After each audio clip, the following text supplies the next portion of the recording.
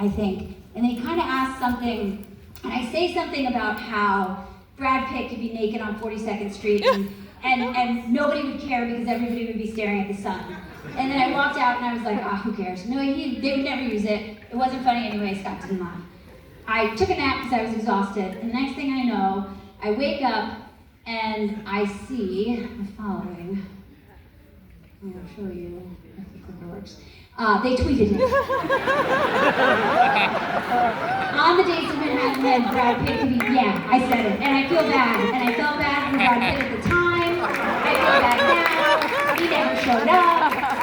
It doesn't matter. I thought maybe he'd test me on this, but he didn't. But I do think it's that popular that, Brad Pitt's very, well, yeah. Okay, moving on.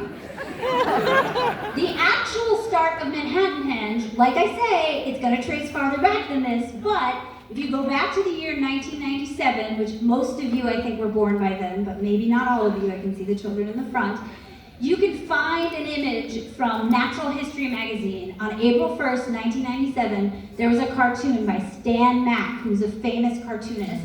He also used to write for the Village Voice. And in it, you can see that there is this segment where Neil deGrasse Tyson, who was a new director at the Hayden Planetarium, is showcasing his favorite things in the city that have something to do with astronomy. And he announces in the middle of the street, "Get ready for sunset." And this is the first record in print of Manhattanhenge. The dates, you can see were May 28th and July 12th. That's what the dates are right now. The times are incorrect. I have told Neil this, he knows. I have taken over computing. I'm not kidding, actually. I'm the new calculator. So they were it's not Neil's fault. It's not Neil's fault. It was a mistake. It's fine. Also, these dates for sunrise are also not correct. Also, I calculate them now and they are correct. Okay. But these are the first images. In a special edition of Natural History magazine on January 1st, if you turned to page 73, you would have seen this image. Nobody was paying attention back then. Nobody was paying attention.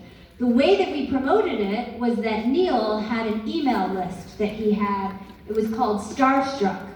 And Starstruck, he would email, anybody on Starstruck? Does anybody remember Starstruck? Yeah.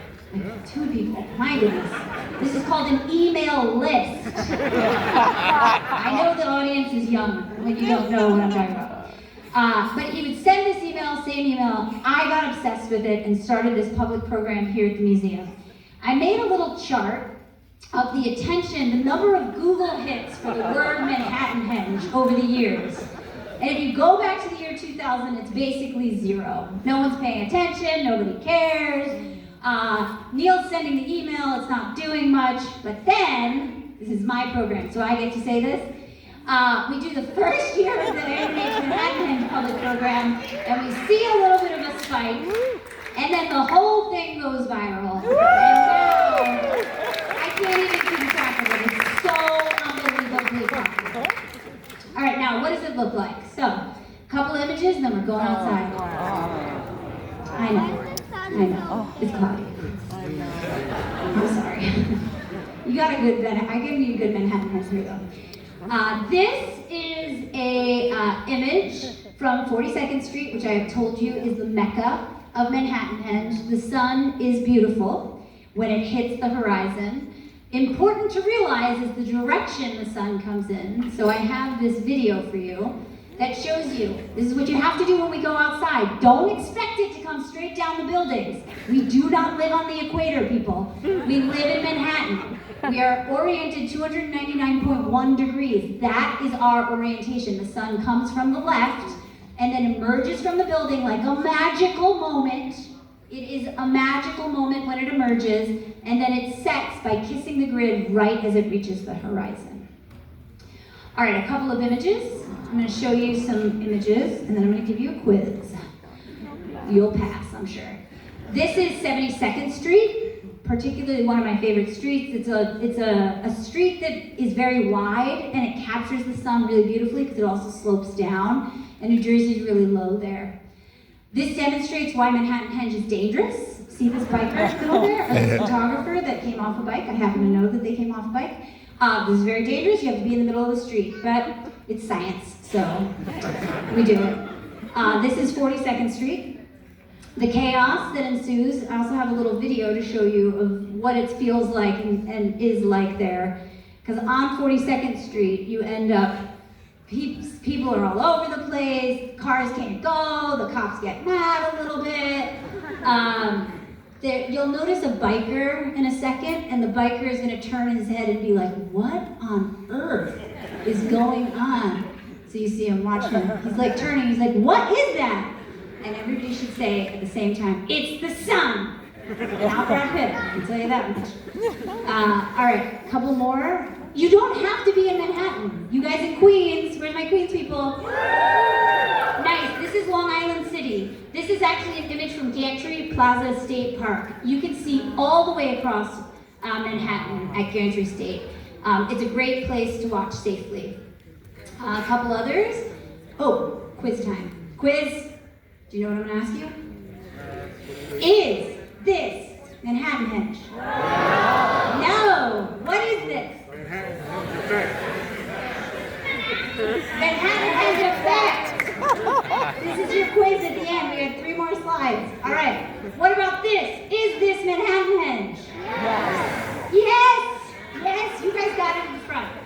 Manhattanhenge. That is definitely Manhattanhenge. And I'm going to show you the one from the street we're going to watch from. Is this Manhattanhenge? No, this is not Manhattanhenge.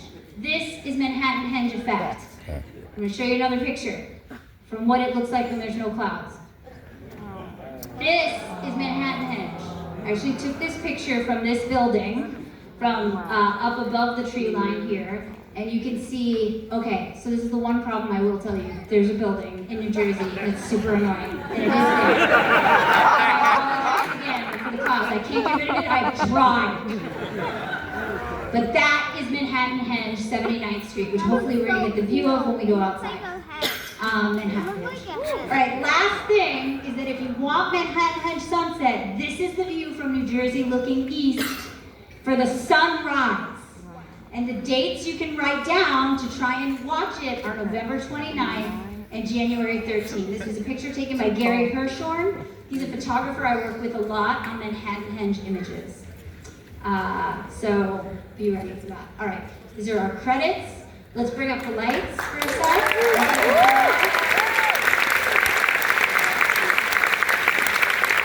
Now, what we're going to do, you guys all know so much now, right? You feel super informed? Mm-hmm. Children, front row, yes, yes, they feel it.